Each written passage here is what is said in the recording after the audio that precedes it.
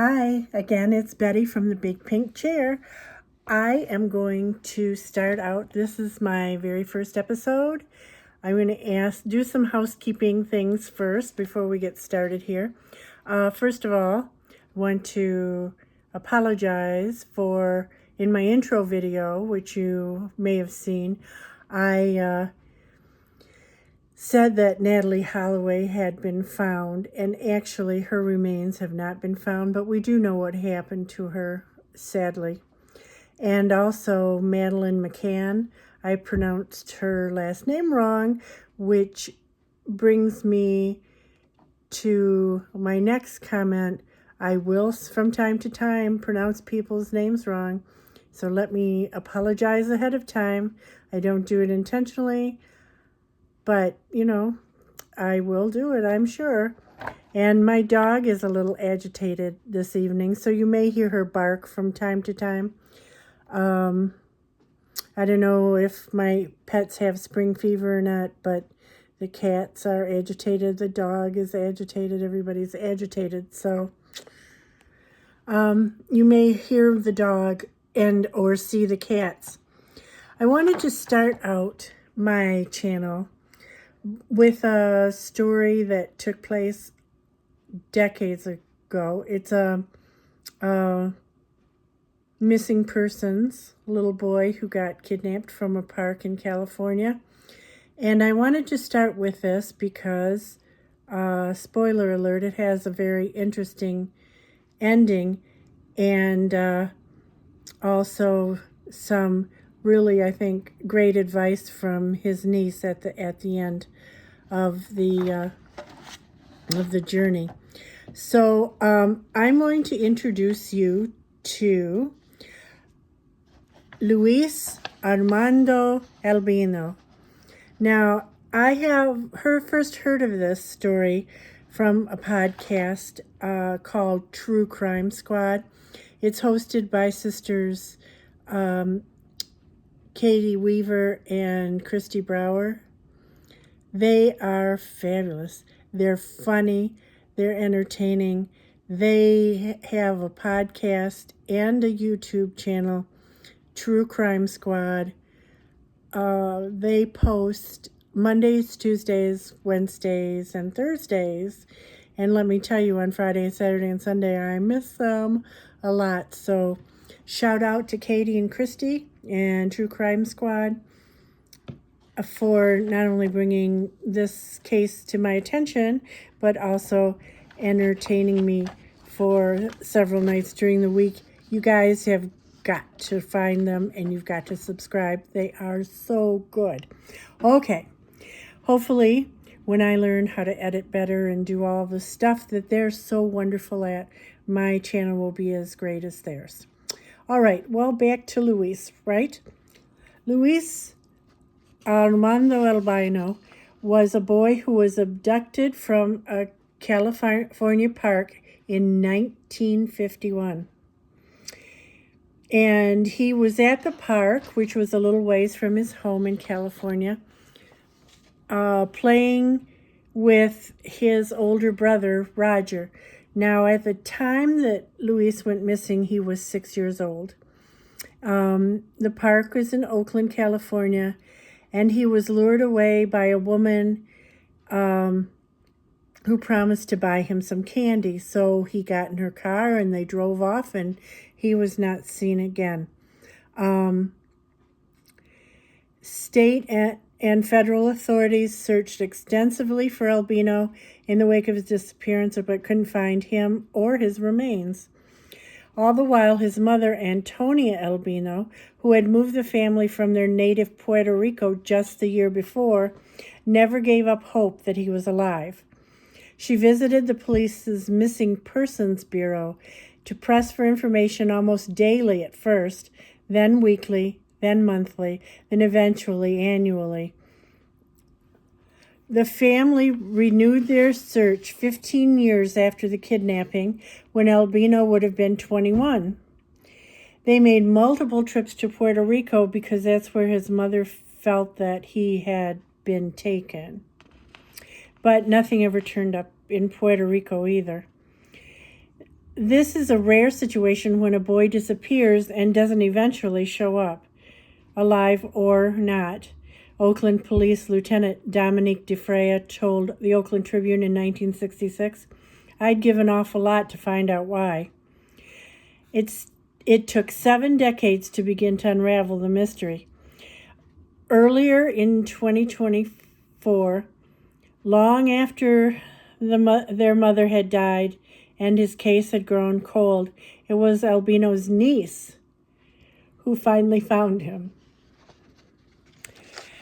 Alida Aliquin, 63, knew she had a missing uncle because her family talked about it. Her late grandmother, which would have been Luis's and Roger's mother, Antonia, always kept a newspaper clipping about his abduction in her wallet and displayed his photo at their family home. Aliquin decided to take an online DNA test in 2020 just for fun. Among the results was a 22% match with a man she had never met. The Oakland resident reached out to him but didn't hear back, so she decided not to pursue it any further until earlier in 2020, when she watched a documentary that inspired her to renew her search. Aliquin and her daughters searched the man's name online, pored over microfilm of old Oakland Tribune articles at the public library, and became increasingly convinced that the man from the DNA database was their long-lost relative. Oakland Police Department says she contacted their missing persons unit in March to alert them about the DNA test results and her uncle's possible identity. Armed with new leads and technology, police reopened Albino's case. They searched through public records of the potential match and collected DNA samples from Albino's living siblings with help from the California Department of Justice and the FBI. Police said investigators were unsuccessful in their multiple attempts to contact Albino and his family, and eventually were able to get the FBI special agents dispatched to contact him at his residence, which was, at this point, on the East Coast somewhere. Now, it's never been revealed to protect his privacy, of course, and that of his children and grandchildren, which he currently has. Just out on the East Coast is all we know, and that's fine. We also don't know the name he'd been living under for all this time. The FBI confirmed to NPR that it assisted Oakland Police by our ability to access resources across state lines. Authorities have not specified where on the East Coast Albino had been living. The agents were eventually able to interview Albino and take a DNA sample. His statements and genetics confirmed what police call the best possible outcome. He was indeed the boy who'd been snatched from the park 73 years earlier. We didn't start crying until after the investigators left, Aliquin told Mercury News. I grabbed my mom's hands and said, "We found him." Details about Albino's life on the East Coast are relatively scarce, and police say his case remains under investigation. They are asking anyone with information to contact the Oakland Police Department Missing Persons Unit. Mercury News says Albino is a retired firefighter and Marine Corps veteran who served 2 tours of duty in Vietnam. Oh, there goes the dog. They're asking anyone with information. He spent most of his life believing he was the son of another couple. In June, that would be June of last year, of 2024, Albino flew to California to meet Aliquin and his other relatives. Police said the visit was arranged and funded by the OPD investigators, FBI victims advocates, and the California Department of Justice. It was an emotional moment for all parties involved and was a family reunion over 70 years in the making. Aliquin said her uncle hugged her, gave her a kiss on the cheek, and said, "Thank you for finding me." He has some memory of the abduction and his cross-country trip, she added, but he had never gotten answers from any of his relatives on the East Coast. During the trip, Albino was reunited with his brother Roger, who had been with him on that fateful February day when he disappeared from the Oakland Park in 1951. Alkin said the two grabbed each other and had a really tight, long hug, then sat down and talked about the kidnapping, their military service, and more. Their reunion came at a bittersweet time, though, because Roger died 2 months later in August. That was the older brother who was with Louis when he was kidnapped, of course. I think he died happily. He was at peace with himself, knowing that his brother was found. She said she was glad she could bring some closure to her mom and uncle, and believed her grandmother, which would have been Louise's mother, who died in 2005, would be happy too. And who knows, with my story out there, could help other families going through the same thing, she added. I would say, don't give up. And that's what this channel is all about, not giving up for the families and friends and communities of those who are missing. So starting on Tuesday, we will be visiting some of those people. I wanted to share some photos with you. Again, my editing technique is sus and is not great, so I'm just going to show them to you. This is a picture of Roger.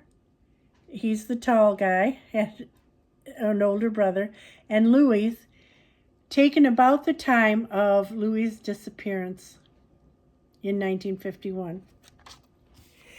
This next picture is a picture of their mother, Antonia, with a picture of Louis, which was featured in the papers at the time of the kidnapping. And this last picture is a picture of Louis and Roger taken last year at the reunion.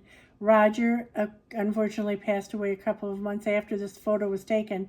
Louis is the gentleman in the dark shirt, and Roger is the gentleman in the white shirt. So there is hope. I mean, all these years later, 73 years, and they found their missing uncle, brother, relative. So, you can see here that shadow. That's one of the cats.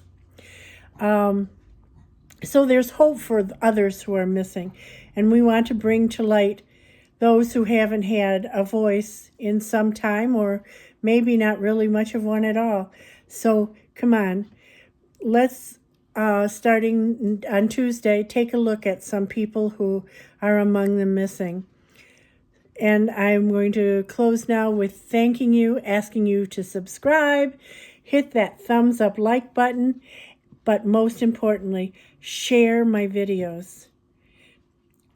The more you share, the more people see them, the more apt we are to bring loved ones home to their families, friends, and communities. So take my hand and let's go. We'll be walking among the missing. Thank you.